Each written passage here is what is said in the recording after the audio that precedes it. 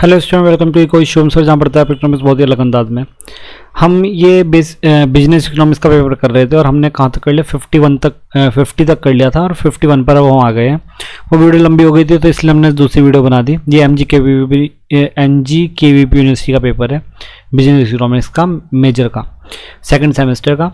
चलिए स्टार्ट करते हैं। 51 का क्या है, हु गेव द, ये थ्योरी पूछ रहा है। इसके बाद में बिजनेस साइकिल की एक थ्योरी है, उसके बारे में पूछ रहा है। तो किसने दी है आपकी, ये आपके शुम्पीटर ने ही दी है। ठीक है, शुम्पीटर ने दी है। आगे चलते हैं। The business cycle reflect of the, देखो बिजनेस साइकिल के बारे में पूछ रहा है फिर से, और ये आपका आंसर हो जाएगा, आपका सेकंड वाला ऑप्शन आपका सही हो जाएगा। ठीक है, रुको गलत बोल दिया मैंने, थर्ड वाला, डाउनवर्ड वाला। ठीक है, ये ऑप्शन नंबर जो थर्ड है वो आपका सही हो जाएगा। अपवर्ड एंड डाउनवर्ड मूवमेंट, मतलब कि ऊपर नीचे दोनों में हो सकते हैं मूवमेंट, ऐसा नहीं कि खाली अप ही होगी या डाउन ही होगी। ठीक है, बिजनेस साइकिल में। आगे चलते हैं। 53 में पूछ रहा है which of the characteristic of business cycle, जितने भी कैरेक्टरिस्टिक दिए हैं वो सभी के सभी सही है, वो सभी कैरेक्टरिस्टिक है। Which is the greatest depression suffered by the world economy, world economy में एक बार बहुत ज़्यादा डिप्रेशन हुआ है, तो वो कब हुआ है, वो आपका, इसको कहते हैं मंदी आना, तो 1930 में आई थी। आगे चलते हैं। ड्यूरिंग, आपके जो पार्ट्स होते हैं ना बिजनेस साइकिल के, अलग अलग पार्ट होते हैं, 4 तरह के पार्ट होते हैं, उसके बारे में पूछ रहा है। तो उसके बारे में उसने कैसे कैसे पूछा है, एम्प्लॉयमेंट रेट और आउटपुट से पूछा है। तो एम्प्लॉयमेंट रेट, अगर देखो एम्प्लॉयमेंट रेट अगर क्या होगा, अगर एम्प्लॉयमेंट रेट क्या होगा, राइज होगा, मतलब बढ़ेगा, तो जो आउटपुट है वो गिर जाएगा। तो ऑप्शन नंबर 1 सही हो जाएगा। आगे चलते हैं 56 पर। What are the causes of the business cycle, business cycle causes पूछ रहा है, कारण पूछ रहा है, तो ऑप्शन सारे के सारे इसमें सही हो जाएंगे, मतलब फोर्थ ऑप्शन आपका सही होगा। आगे देखिए क्या दब गया, 2 सेकंड रुकिए, किस पर थे हम, 54 हो चुका था, 55 हो गया था, 56, 57 पे थे हम।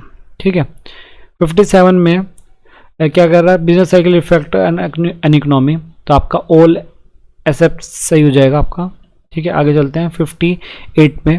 58 का वो क्या पूछ रहा है, मार्जिनल प्रोडक्टिविटी थ्योरी के बारे में पूछ रहा है, और JB क्लार्क ने दी थी, कई बार बात कर दिया मैंने इसके बारे में। ठीक है, factor market will be equilibrium, equilibrium कहाँ पे मिलता है, इक्विलिब्रियम की जब भी बात हो ना, इक्वल की बात होती है, किसकी बात होती है, इक्वल की, तो इक्वल होगा ये सप्लाई के साथ जब भी बनेगा।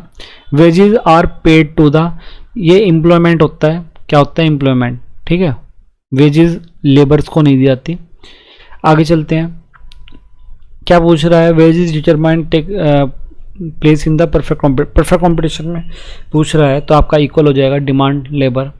मैंने बताया था इक्विलिब्रियम के बारे में चल रहा है अभी तक। अकॉर्डिंग टू द क्लासिकल के लिए जो होता है ना वो लैंड होता है।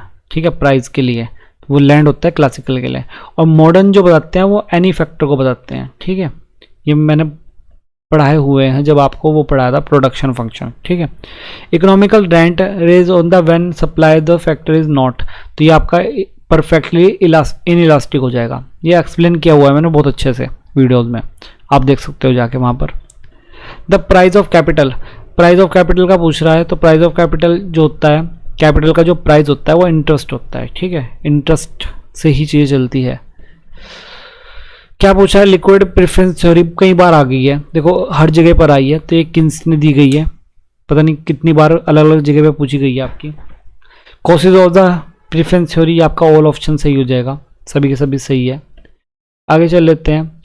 लोनेबल फंड के बारे में पूछ रहा है, enter the original, loanable fund के बारे में पूछ रहा है, और वो किससे जुड़ा है, आपके वैक्सेल से जुड़ा हुआ है।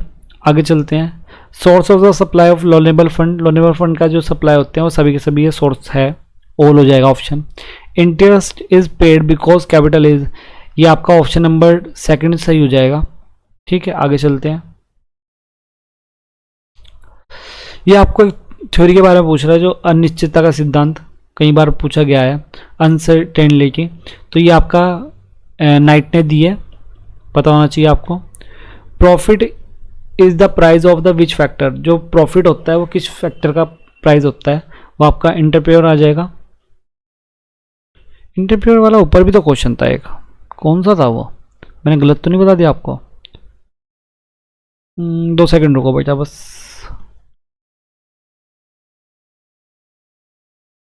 मुझे याद सा आ रहा है, मैंने ऊपर बोला था वेजेस आर पेड।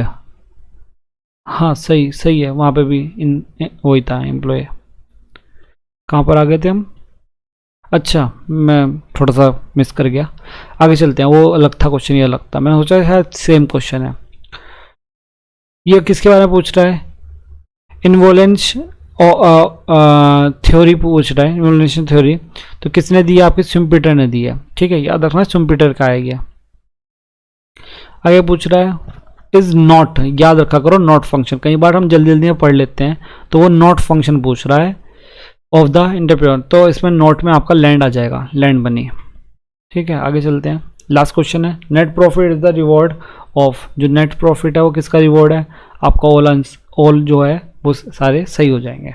ठीक है, तो ये आपका बिजनेस इकोनॉमिक्स का था, मैंने इसकी आंसर की आपको प्रोवाइड करा दी। आप नॉर्मली इसको देख सकते हो, देख के बताना कि हाँ आप लोग पास हो रहे हो, अच्छे नंबर आ रहे हैं।